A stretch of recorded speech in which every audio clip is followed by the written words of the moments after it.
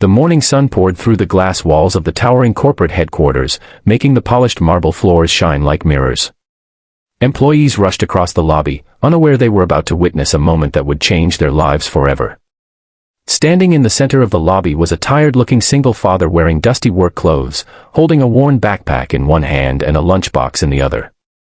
Moments later, the company's young CEO marched toward him with cold determination.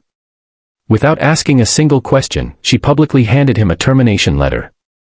The crowd watched in silence, expecting the broken man to beg for another chance. Instead, he simply smiled with quiet confidence and calmly said, "Before everyone celebrates, check who owns this building." Those words froze every heartbeat inside the lobby.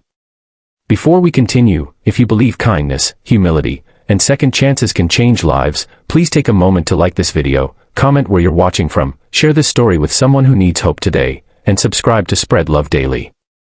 Your support helps us continue sharing stories that inspire hearts around the world. Everyone stared in disbelief as the man slowly folded the termination letter and slipped it into his pocket. His name was Everett Hale, a widowed father raising his 10-year-old daughter, Nora, completely alone. Few people inside the company knew anything about him. To them, he was simply another maintenance worker who quietly repaired broken lights, fixed leaking pipes, and always greeted everyone with a gentle smile. What they never noticed was how every evening, after finishing work, he rushed across town to pick up Nora from school before the daycare closed. Life had been painfully difficult since his wife passed away after a long illness 3 years earlier. Medical bills had swallowed nearly every dollar they owned, forcing Everett to sell almost everything except the small house where he and Nora still shared memories of happier days. Despite every hardship, Everett never complained. Every morning before sunrise, he prepared breakfast, braided Nora's hair as best as he could, packed her lunch, and reminded her that kindness was more valuable than success. Then he drove to work wearing the same faded uniform, earning respect from security guards, janitors, and receptionists who saw how hard he worked. Yet many executives never even learned his name. To them, he was invisible.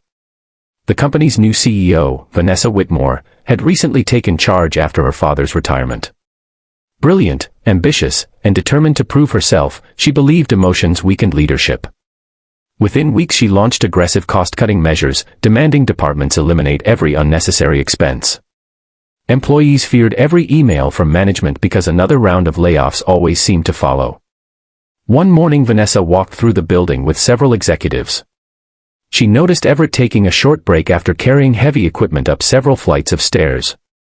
Without asking about his schedule or workload, she assumed he was wasting company time.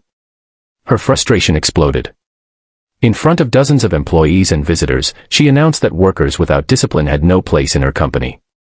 She ordered human resources to terminate him immediately. No one defended Everett. Fear kept everyone silent. Everett accepted the letter peacefully. His eyes revealed neither anger nor humiliation. Instead, they reflected the calm of someone who knew a truth others had forgotten. Before leaving, he quietly suggested that perhaps the CEO should verify who actually owned the building where she stood. Confused whispers filled the lobby. Vanessa laughed confidently, believing the statement was nothing more than a desperate attempt to save face. Yet one senior legal advisor standing nearby suddenly became unusually pale. He quickly opened company records on his tablet. Seconds later, his hands began trembling. The building was not owned by the corporation. It belonged to Hale Property Holdings. The owner listed on every legal document was Everett Hale. The silence became unbearable. Years earlier, before tragedy struck his family, Everett had founded a successful construction company alongside his late wife. They invested carefully instead of living extravagantly. One of their smartest decisions had been purchasing commercial real estate, including the very building leased to Vanessa's corporation. After his wife's death, grief shattered his ambition. Rather than expanding businesses, Everett stepped away from leadership and entrusted professional managers to oversee his investments. Longing for a simple life where he could spend more time raising Nora, he quietly accepted a maintenance position inside one of his own buildings without revealing his identity. He wanted to stay grounded and understand how ordinary employees were treated. Most people assumed wealth always changed people. Everett wanted to prove it didn't have to. Vanessa stared at him, unable to process what she had heard. She had spent weeks giving speeches about leadership without realizing she had never bothered learning the stories of those working under her roof. Everett didn't celebrate. He didn't insult anyone. He simply wished everyone a peaceful day and walked out of the building to pick up Nora from school. That quiet departure hurt more than any angry confrontation could have. The incident spread throughout the company before sunset. Employees who had remained silent replayed the scene repeatedly, ashamed they had watched an innocent man lose his job without speaking up. Many remembered the countless mornings Everett had helped carry heavy boxes, repaired broken desks without complaint, or quietly bought coffee for exhausted co-workers. Vanessa couldn't sleep that night. For the first time since becoming CEO, she questioned whether success built on fear could ever earn genuine respect. The following afternoon, she requested a meeting with Everett. He arrived wearing the same work clothes, not an expensive suit. Vanessa expected confidence. Instead, she encountered kindness. Everett explained that ownership had never mattered to him. Titles disappeared. Wealth came and went. The true value of leadership appeared in the smallest daily decisions, especially how powerful people treated those who could offer them nothing in return. He admitted that he intentionally never revealed his identity because he wanted to know whether employees were respected for their humanity or judged only by appearance. Every word struck Vanessa harder than criticism ever could. She realized she had inherited an extraordinary company but forgotten the most important lesson her father once taught her, that every employee carried invisible battles outside the office. The next morning, something remarkable happened. Instead of another termination meeting, Vanessa gathered every employee in the lobby where Everett had been humiliated. Standing before hundreds of workers, she publicly apologized, not because Everett owned the building, but because she had failed as a leader. She admitted judging someone without knowing their story and thanked Everett for teaching her humility. The applause that followed lasted several minutes. Many employees wiped tears from their eyes. Everett accepted the apology with quiet grace. He requested only one thing in return. Rather than offering him promotions or executive positions, he asked the company to establish a family support program for single parents and employees caring for sick relatives. He believed no hard-working person should have to choose between earning a paycheck and taking care of loved ones.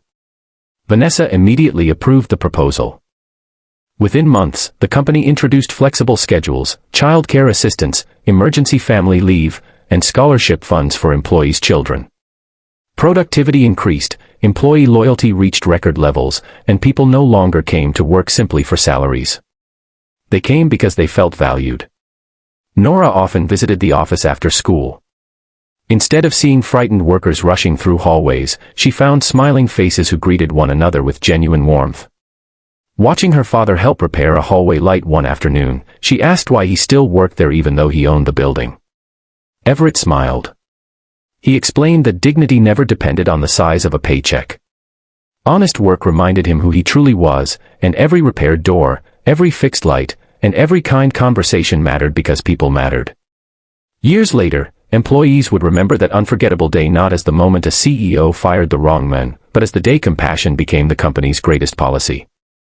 If this story touched your heart, please like this video, leave a meaningful comment, share it with someone who believes in kindness, and subscribe to Spread Love Daily. Your support helps us continue spreading hope through stories that remind us all to see the humanity behind every face.